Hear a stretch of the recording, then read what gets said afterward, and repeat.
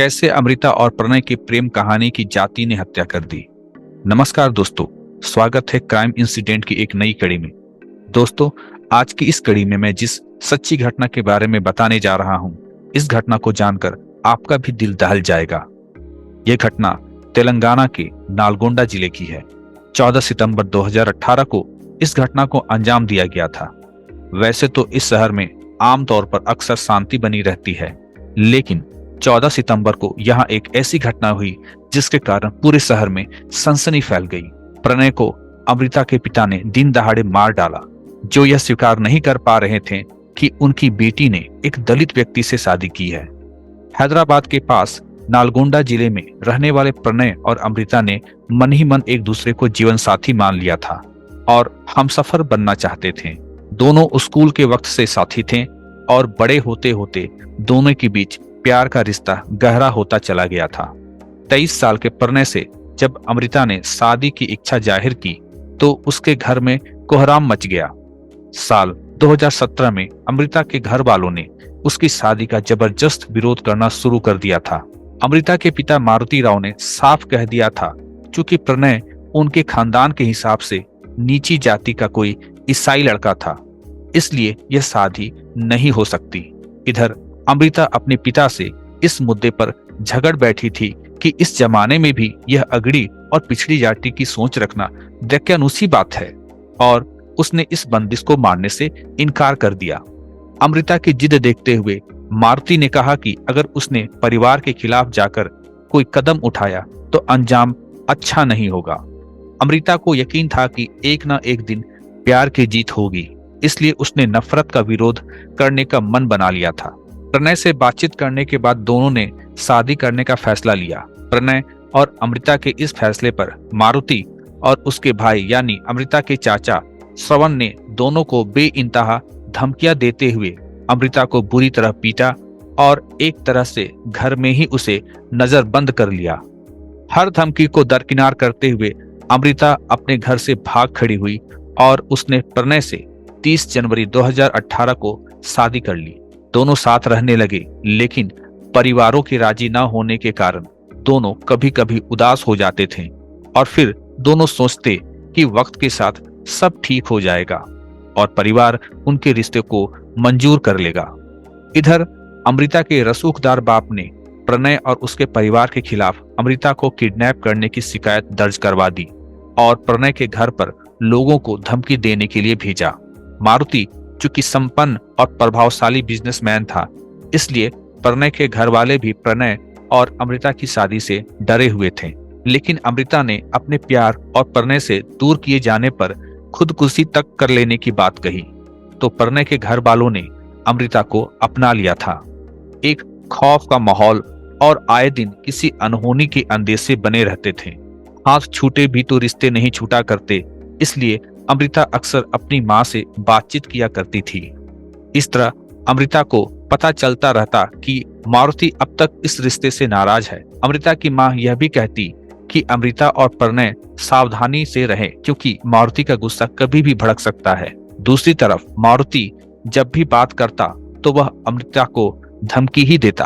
अमृता इसे बाप का गुस्सा समझते हुए सूना अनसुना कर देती थी। शादी को कुछ वक्त बीता और अमृता गर्भवती हो गई। प्रणय और अमृता के जीवन में खुशी का यह पल आया तो दोनों ने अपने करीबियों को इस बारे में खबर की और कुछ ही दिनों में अमृता के घर पर यह बात पता चल गई कि अमृता मां बनने वाली है। जैसे ही यह खबर मारुति को मिली तो वह आग बबूला हो गया और उसने अपने सब्र का बांध तोड़ दिया। मारुति ने फौरन अमृता को फोन किया और कहा कि अमृता फौरन अबॉर्शन करवा ले, वरना वाकई अंजाम बहुत बुरा होगा। अमृता ने इस धमकी को भी नजरअंदाज किया और प्रणय व अमृता ने मिलकर अबॉर्शन न करवाने का फैसला किया। इधर मारुति ने कुछ ऐसे लोगों से कांटेक्ट करना शुरू किए जो एक रकम लेकर हत्या तक के जुर्म को अंजाम देते थे। एक दिन मारुति को इस तरह की बात करते हुए अमृता की मां ने सुन लिया तो वह घबरा गई। उसने चुपके से अमृता को इस बारे में बताया कि मारुति कुछ लोगों के जरिए प्रणय पर हमला करवाने की साजिश रच रहा है। इसके बाद अमृता और उसकी मां ने पुलिस में इस बारे में शिकायत दर्ज करवाई कि प्रणय की जान को मारुति से खतरा है। पुलिस ने शिकायत दर्ज कर ली और कार्रवाई करने का दिलासा दे दिया। पुलिस में शिकायत करने के बाद कुछ दिन तो अमृता को डर लगता रहा, लेकिन उसके बाद जब कुछ नहीं हुआ तो अमृता और प्रणय फिर रोजमर्रा की जिंदगी जीने में मशगूल हो गए। अमृता प्रेग्नेंट थी, इसलिए प्रणय उसका पूरा ख्याल रखा करता था। दोनों इस बात से बेखबर थे कि एक साजिश उनके खिलाफ रची जा रही थी। कुछ लोग उन दोनों पर नजर रख रहे थे और दोनों को इस बात की भनक तक नहीं लगी। अमृता के चेकअप वगैरह के लिए प्रणय उसे अस्पताल ले जाता और दोनों घर गृहस्थी के कामों के लिए भी आसपास आते जाते। इस बीच कुछ लोग इस इलाके और दोनों की एक्टिविटी पर नजर रख रहे थे। ये लोग कौन थे और किस तरह के जुर्म करने की फिराक में थे, यह खुलासा होने वाला था।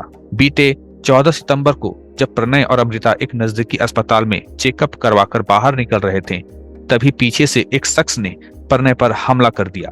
भारी और धारदार हथियार से प्रणय के सिर पर इस कदर जोर से वार किया गया कि उसने दम तोड़ दिया।